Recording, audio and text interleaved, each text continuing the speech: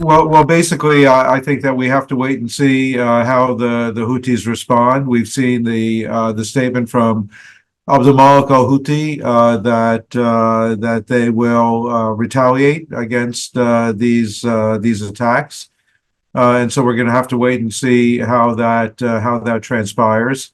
We'll also, of course, see what the extent of the U.S. and UK action is, whether this is just a limited response or whether they expect that this is going to continue. So it's early now. We're going to have to wait to see what the full scope of the various responses are. Well, I think that the Houthis fully expected that the U.S. would act. We've said that we were going to over the past number of days, so this can't come as a surprise to the Houthis. And I think that they have basically prepared themselves as best they can to respond and to retaliate. So I think that this is all playing out in ways that are very predictable.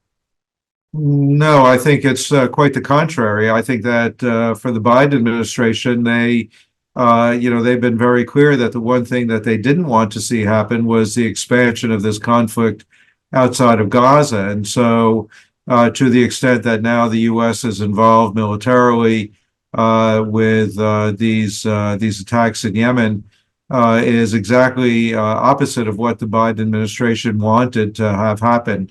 There's no election advantage for the Biden administration by seeing these developments.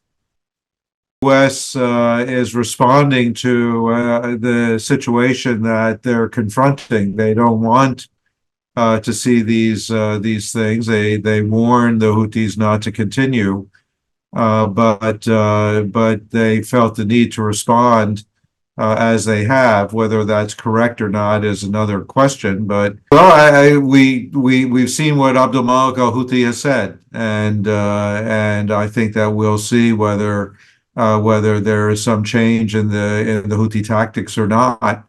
And hopefully, if the situation calms down, that will be the end of it.